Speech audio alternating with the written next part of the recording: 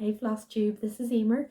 I am in Ireland on St. Patrick's Day and not wearing any green.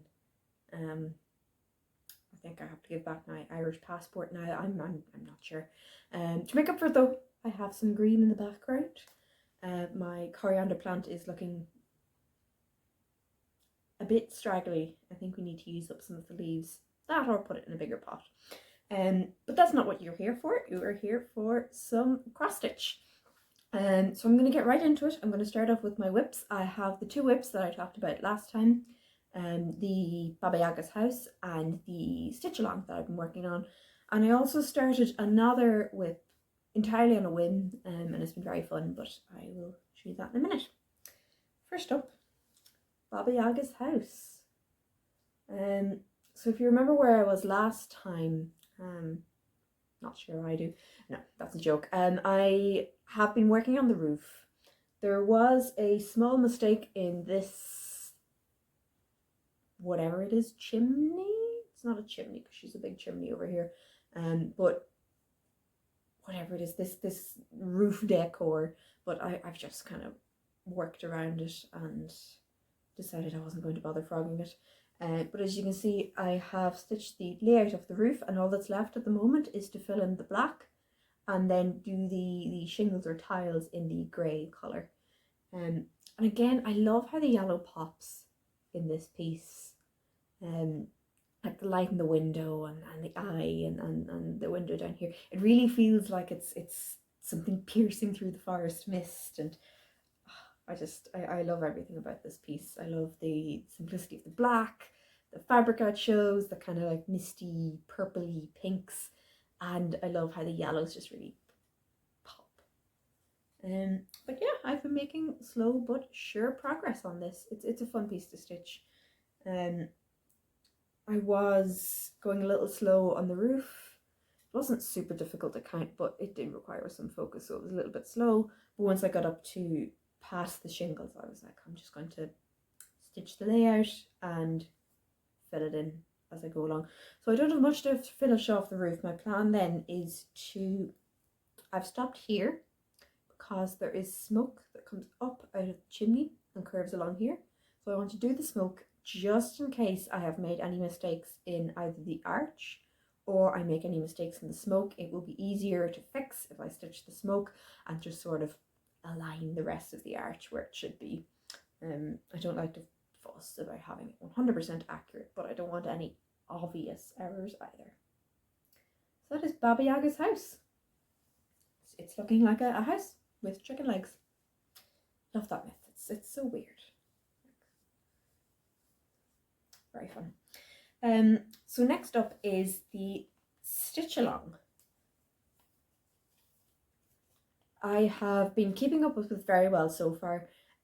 Week 11, I'm fairly certain it's week 11, released today, and I haven't started that yet, but it's my plan to get working on it either after I film or later this evening. I've been loving it so far. I'm working on the reds and oranges so far, then my plan is to go down into yellows, and then fade down into greens and end up with a very dark green at the end. Keep going with an autumnal fall sort of leafy theme. I'll probably do some sort of simple leaf border around the edges. It's looking great, I think. Some weeks are definitely harder than others. None were quite as difficult as week 1, 2, 3, 4, 5. Week 5, that red diamond was very finicky. Although week 6, 7, 8, 9 wasn't the easiest either. But then there are some weeks that are really easy and I can just kind of go, okay, that's the pattern. I can tune out and stitch. I'm loving it. Really, really loving it. I haven't even seen what this week's week 11's stitch is going to be. I don't know. Part of me is tempted to stitch it in green because it came out from St. Patrick's Day and green will fit with the overall piece anyway, but I think it might look a bit weird to have a random green square in amongst the reds, oranges, yellows. I don't think it will work. I'll consider it, but I don't think I'm going to follow through on my whim. And then last up for my whips. This isn't something that I would normally go for, but I saw the completed version on the cross-stitching subreddit and something just spoke to me when I saw it. The pattern is called Bad Bitch Club. It is a little chick holding a knife. And I'm just going to say in lettering around in a larger circle, Bad Bitch Club. I don't know why it spoke to me so much. I've seen the little chick with the knife. I've seen like a teddy and a knife kind of tucked under its wing. I've seen it in a badge form. And I love the contrast of this fat little round chick holding a knife. It's a bad bitch. It's just very silly, and sometimes I need a little bit of silly.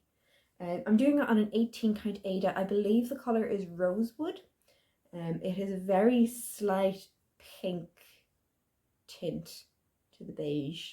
I'm not sure how well that's coming across, but my plan is to do the outline in black for this pattern, and that will mean then that whenever I come to do, for example, the yellow of the chick, I can just tune out and do a block of yellow, or the background around the chick. It calls for pink, but as my fabric is kind of pinky, my idea was that I would do it in a purple, keeping the similar tone. It's a very pastel-y tone, so I would keep it as like a lavender or a lilac, maybe lilac, and then the outer ring could be lavender. I thought about doing it in blue or green, but given that I'm doing it on a pinkish fabric, I think I should do something that will complement the pink, and I think purple will work nicely. I've had a lot of fun with it. It's been very straightforward. I actually haven't made any mistakes yet. I'm very proud of that. But it's been really nice to stitch even the outlines, and I'm really looking forward to just colouring in, if you know what I mean, once I have all the outlining done. It's been great. It's been a great stitch to do while I watch something else. So yeah, Bad Bitch Club. You can find that pattern on Etsy. It's fun. I recommend it. So that is all for my whips. I actually have a finished object to show you. Now, this was something I stitched years ago when I first got into stitching. So for reference, I enjoy tabletop games, I enjoy board games, I enjoy role-playing games like Dungeons and Dragons, if you're familiar with that. And there is a tabletop role-playing game which I was introduced to in like my first year of university called Vampire the Masquerade. It's pretty much as it sounds. You pretend to be vampires. It's a little bit gothic, a little bit urban horror, a little bit camp. Very fun times all around. And within this game there are vampire clans, families, different breeds of vampires. Some are more literally families than others. And so I was going through a phase of just designing various patterns for the different clans and stuff. And my boyfriend at the time, he's still my boyfriend, he suggested at the time that I should design a pattern for a clan called Clan Giovanni. And they're, I think, a mix of Italian mobster / necromancer. They're one of his favourite clans. Now he did it, he suggested it jokingly. He said, oh, you should make the pattern. Didn't expect me to stitch it, but of course I got the idea. I should stitch this, it would make a great present. And so, Clan Giovanni. It's a very ornate, swirly G. This was done on 18 count Ada. This was actually my first time working on 18 count, so I was quite intimidated. I'd only done a few pieces on 14 count. This was one of my first self-drafted patterns. It was certainly one of the first that had any degree of complexity. You can see the little like filigree around the corners and the G. I picked the colour myself because I thought that maroony burgundy looked very nice, and then the black because black is a good reliable colour. I was so proud of that. It's actually mounted on a piece of canvas which I stapled and then threaded up, and looking at it now, it's a lot neater than I would have expected for my first attempt at ever mounting something. might not be entirely even, but it looks close enough. And honestly, I'm still really, really proud of this piece years on. Both for drafting it, for stitching it, how it's framed. I just love it. And I know it requires some context. It's not exactly a piece that can stand alone and someone will get it, will understand what it's about, but I know what it means. That's all that matters, I guess.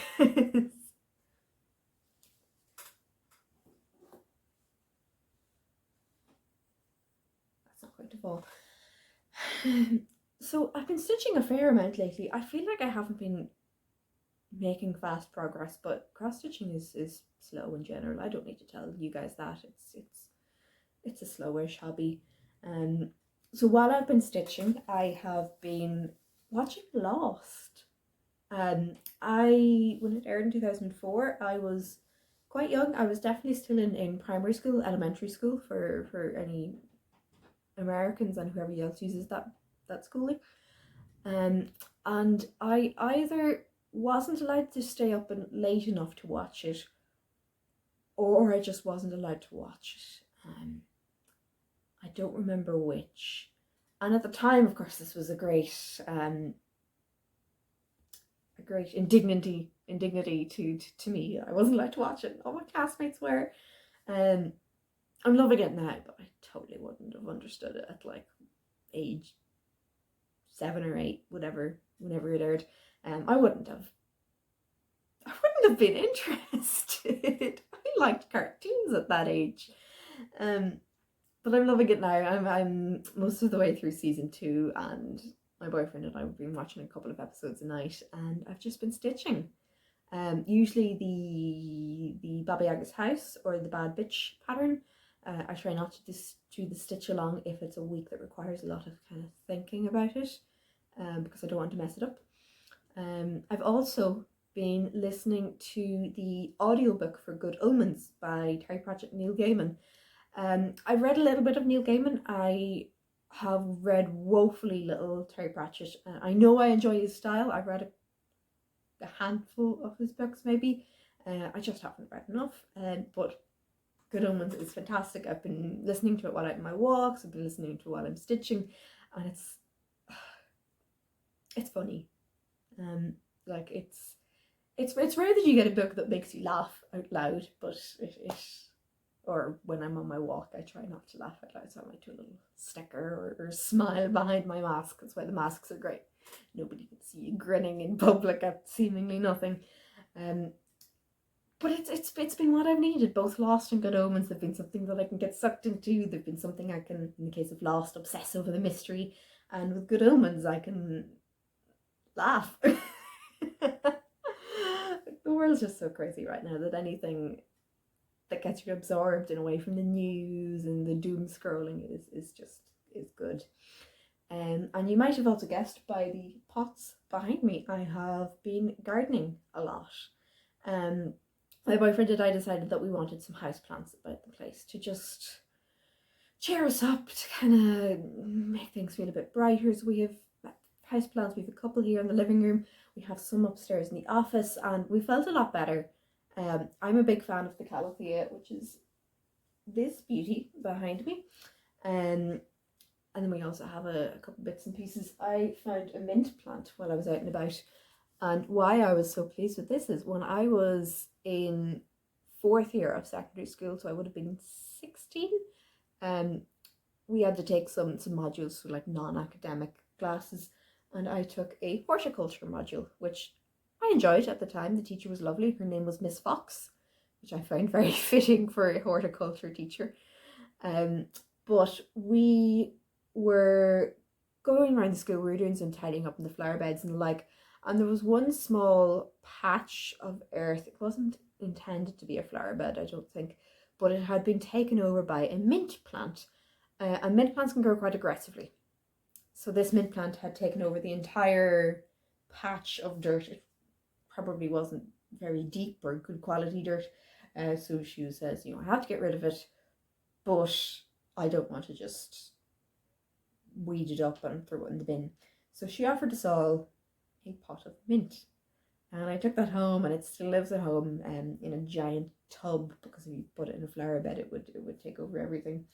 So I'm just so happy to have finally found my own little mint plant. It's very small. It's just the two little stems, but there are some little stems coming up, and I am going to baby this until it grows. And it will most certainly be staying in its own pot. I also have some little seedlings. I started them off in cotton wool. They're growing. They're now in an egg carton full of compost. So once they're a bit bigger, I can put them outside into pots. I have some bedding plants. I planted some carrots yesterday. I've just been really enjoying myself. And there's a little, at the back of our house, there's a small, not quite a raised bed because it's not raised, but a small contained plot, L-shaped plot of dirt. And I'm either going to, it needs weeding, so my plan is to either dig it up and put bedding plants, flowers in it, or to turn it into a sort of, as my friend suggested, a herb trough, where I would just have different herbs.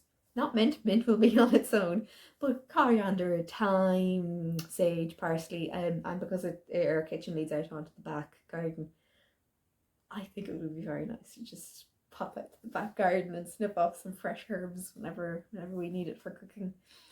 But yeah, I've been very glad of my hobbies lately. Work is busy. I love my job, but it is very busy, and then we can't go anywhere. Like it's difficult to look after your mental health in these times. And I found between my cross stitching, I've been doing a little bit of crochet on and off, but nothing significant. And then my gardening, it gets me outside. I go on a walk, I come back, do some of the pots. It does me good. So yeah, how have you guys been handling the pandemic? Let me know. Do you have any genius coping strategies to share with me? Because I'm all ears. And let me know if you've been gardening. I assume you've been stitching if you're watching this video, but let me know if you have any magic garden tips. Thanks for watching. Leave a like, comment. Let me know if you have a channel. I'd love to check it out. Bye.